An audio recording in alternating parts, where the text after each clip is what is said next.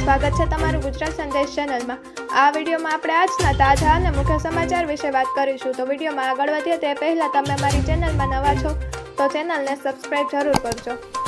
ગુજરાતમાં 2 દિવસ બાદ ઠંડી વધશે। ગુજરાતમાં અત્યારે તાપમાનમાં વધારો થયો છે। 2 દિવસમાં 3 ડિગ્રી જેટલું તાપમાન વધ્યું છે। બેવડે ઋતુ વચ્ચે ફરીથી તાપમાન ઘટવાની શક્યતાઓ હવામાન વિભાગે સેવી છે। ગુજરાતમાં મોટાભાગના વિસ્તારોમાં 17 ડિગ્રીની આસપાસ લઘુત્તમ તાપમાન રહ્યું હતું। નલિયામાં પણ તાપમાન વધીને 20 ડિગ્રી નજીક પહોંચી ગયું છે। ત્યારબાદના મહત્વના સમાચાર તરફ આગળ વધીએ। અમદાવાદમાં તાપમાન ફરી 21 ડિગ્રી પાર। ગરમી ચાલુ થતાં પહેલા જ અમદાવાદમાં લોકો આકરી ગરમીનો અનુભવ કરી રહ્યા છે। જોકે ફેબ્રુઆરીના અંતમાં જ અમદાવાદના તાપમાનમાં વધારો નોંધાયો છે। અમદાવાદમાં હાલ 1 ડિગ્રી તાપમાન જેટલું ઘટ્યું હતું। અમદાવાદમાં તાપમાન ફરી 21 ડિગ્રીને પાર કરીને 21.4 ડિગ્રી પહોંચ્યું હતું, જ્યારે ગાંધીનગરમાં પણ તાપમાન ઉંચકાઈને 19.8 ડિગ્રીએ પહોંચ્યું હતું।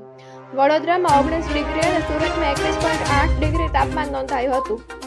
ત્યારબાદના મહત્વના સમાચાર તરફ આગળ વધીએ। પીએમ મોદીએ મહાકુંભમાં સમાપનની ઘોષણા કરી। પ્રધાનમંત્રી નરેન્દ્ર મોદીએ મહાકુંભ મેળાના સમાપનની જાહેરાત કરી છે।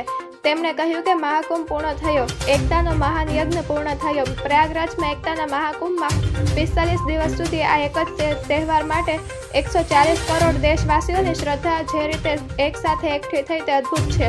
મહાકુંભની પૂર્ણાહુતિ પછી મારા મનમાં આવેલા વિચારોને મેં લખવાનો પ્રયાસ કર્યો છે।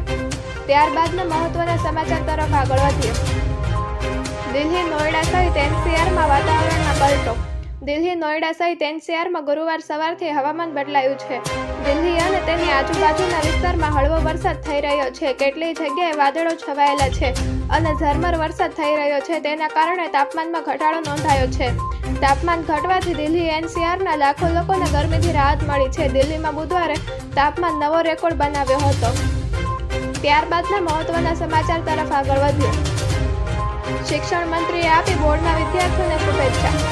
આજથી ધોરણ 10 અને 12ની બોર્ડની પરીક્ષાનો પ્રારંભ થયો છે। રાજ્યમાં 14 લાખ વિદ્યાર્થીઓ પરીક્ષા આપી રહ્યા છે, ત્યારે રાજ્યના શિક્ષણ મંત્રી પ્રફુલ પાનસેરિયાએ વિદ્યાર્થીઓને શુભેચ્છા આપી છે। બંને ગાંધીનગરની એક શાળામાં વિદ્યાર્થીઓને રાઇટિંગ પેડ અને પેન આપ્યા હતા। કહ્યું કે રાજ્ય સરકાર અને શિક્ષણ વિભાગ દ્વારા યોગ્ય વ્યવસ્થા કરવામાં આવી છે। બોર્ડની પરીક્ષા પૂર્ણ વિરામ નહીં પણ અલ્પવિરામ છે।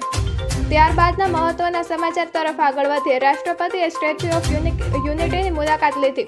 ભારતના રાષ્ટ્રપતિએ નર્મદા જિલ્લાના એકતાનગર ખાતે વિશ્વની સૌથી ઊંચી 182 મીટરની સરદાર વલ્લભભાઈ પટેલની પ્રતિમાની મુલાકાત લીધી હતી અને પુષ્પો વડે સરદાર સાહેબની વિરાટકાય પ્રતિમાની પૂજા કરી ભાવાંજલિ અર્પી હતી। રાષ્ટ્રપતિ સાથે રાજ્યપાલ આચાર્ય દેવવ્રતજી તથા રાજ્યના પ્રોટોકોલ મંત્રી જગદીશ વિશ્વકર્મા સહિતના મહાનુભાવોએ વિરાટ પ્રતિમાને ભવ્યતાના દર્શન કર્યા હતા।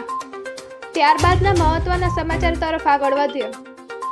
મહાકુંભના સમાપન પ્રસંગે સીએમ યોગી પ્રયાગરાજ પહોંચ્યા। મહાકુંભના 45 દિવસના મહાઆયોજનના સમાપન પર યુપીના સીએમ યોગી પ્રયાગરાજ પહોંચ્યા છે।